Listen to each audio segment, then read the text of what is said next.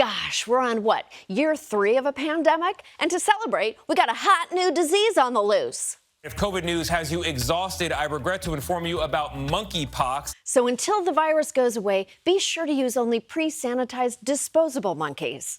This new public health threat comes at a time when everyone, including the government, has seemingly given up on ending the last one, and when healthcare workers, and especially nurses, are feeling seriously mistreated.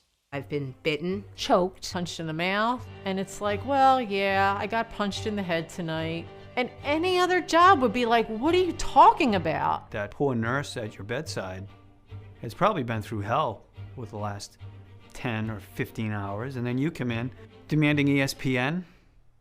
Are you kidding me? Yeah, are you kidding me? You should be demanding TBS. I'm right here. Why are we treating our nurses like garbage? Nurses save lives while risking their own. We should be honoring them, not treating them like a human punching bag. But of course, no matter how much work nurses do, they're still undervalued, like most people who work in fields dominated by women. So it's no wonder they're quitting in droves. The coronavirus crisis has exposed a medical emergency. That's a serious shortage of nurses. More than 500,000 nurses expected to retire by the end of the year.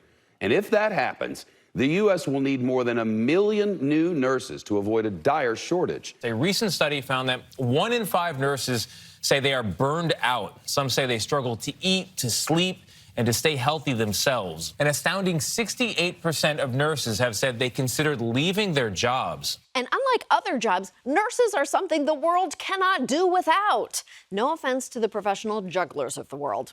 Let's face it, you're going to lose America's Got Talent to an ugly person who can sing. Nurses are the backbone of the medical field. It's an understatement to say this situation is a national crisis. Plainly put, if nurses are screwed, we are screwed. Since 2020, 30% of healthcare workers have either lost their jobs or quit, and 66% of acute and critical care nurses felt their experiences during the pandemic caused them to consider leaving nursing entirely.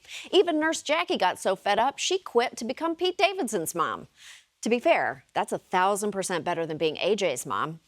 The situation is so dire that during the pandemic, the American Nurses Association urged the federal government to declare a crisis-level human resource shortage of nurses. And make no mistake, it is a life-or-death crisis. There have been many instances where patients that die that shouldn't have died. I know that unequivocally. A burned-out nurse is a dangerous nurse. An exhausted nurse is not a safe nurse. It is a very dangerous situation to have entire ICUs where there's maybe one nurse with more than 3 to 5 years experience. Unsafe staffing is like drunk driving. Sure, sometimes we all get home safe, but every time we're at risk. I actually graduated in a pandemic. Having only a year of experience starting in the ICU, I was a charge nurse. That means that I'm basically the nurse supervisor. Someone that has 1 year experience is supervising an ICU where people receive fresh hearts. So I guess clear eyes, fresh hearts you can lose? Well, it's not surprising that after the last 2 years, healthcare workers are dealing with burnout and emotional trauma. Staffing shortages were already an issue before the pandemic, just like my dead butt syndrome. Other people got it from sitting too much in the pandemic. I got it from leaving my butt in a locked car on a hot summer day. A study from 2018 predicted an estimated shortage of 500,000 nursing jobs in the U.S. by 2030. This is largely due to a wave of baby boomer nurses entering retirement, an aging population that will require more medical care, nurses moving away from direct patient care, or leaving the health field altogether because of stress. I mean, I could have told you the last part when 2 nurses quit on me during my dead butt surgery. Sadly, they couldn't bring it back. It had a crack in it. Making matters worse, nursing schools had to turn away over 80,000 qualified applicants in 2019 due to limited resources, faculty shortages, and space constraints. It was either that or have substitute teachers play reruns of House MD every day.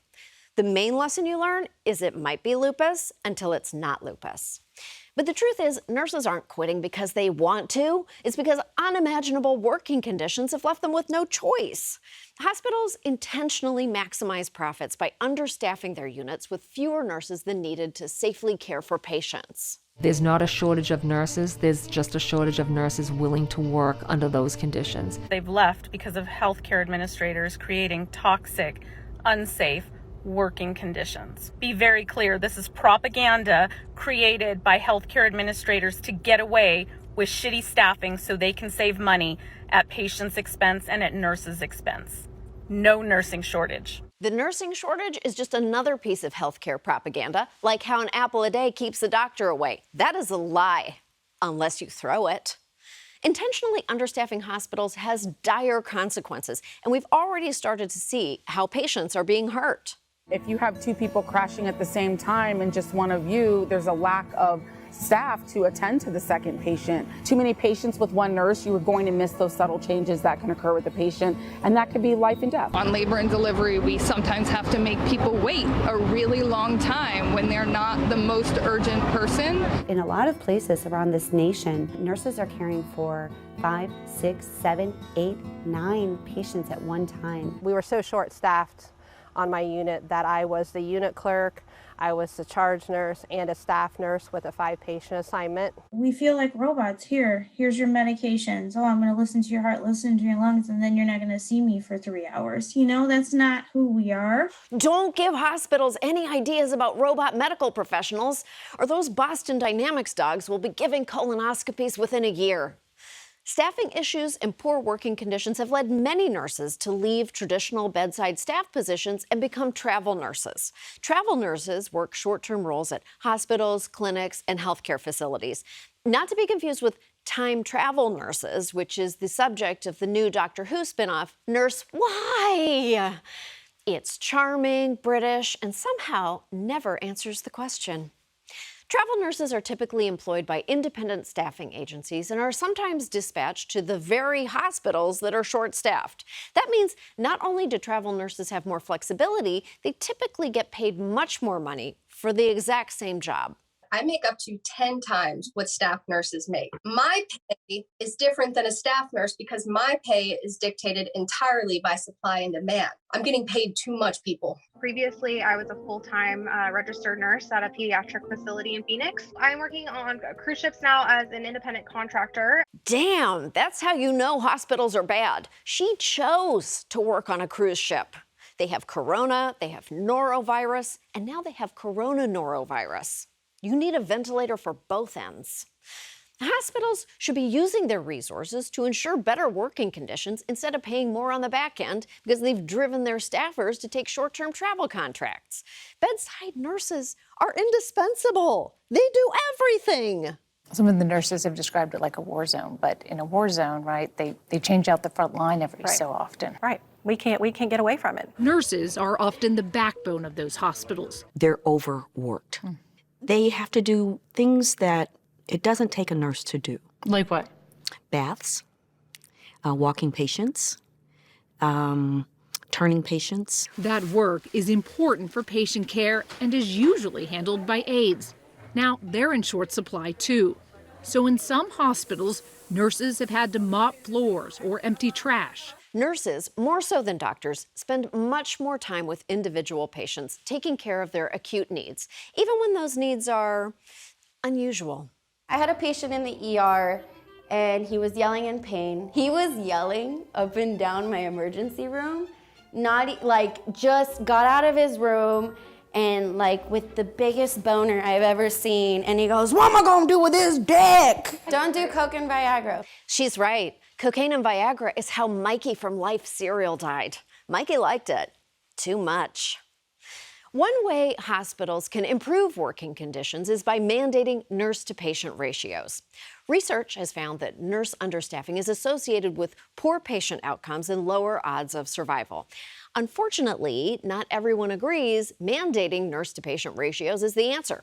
Hospitals claim that ratio laws don't give them enough flexibility, but nurses are calling them out on their bullshit. It's all about cutting costs and shifting more money up to the shareholders and CEOs and less money down to the actual hands-on care. Think about the amount of money that comes in from a patient. In COVID, the hospitals didn't stop getting paid for patients. They still have medical bills. The money is there because the patients are there. They say that they will not pay nurses and doctors more because they can't afford it. Yet they still keep getting $1 million bonuses for their CEOs every year. It's even ruder to doctors and nurses when those CEOs are carried through the hospital like kings. California is the only state in the country to require a minimum nurse-to-patient ratio in every hospital unit. Studies have shown it's resulted in higher employment of nurses in hospitals and reduced nurse injuries by more than 30%. It should be obvious that other states should follow in California's footsteps. But the hospital industry is invested in blocking changes. In 2018, the Massachusetts Health and Hospital Association spent $25 million to ensure voters would reject a ballot proposing mandating nurse-to-patient ratios, which is great because that $25 million couldn't have gone anywhere else, like paying nurses. We need to pass federal legislation to support our nurses and ensure safe staffing levels. Lives are at stake. If our healthcare industry continues to prioritize profits over people, we are doomed. We have to protect nurses. They are the ones providing hands-on, direct care, and in health emergencies put themselves at risk to save others. We need to ensure nurses are paid well, not overworked, and that they receive the support they need to do such a demanding job.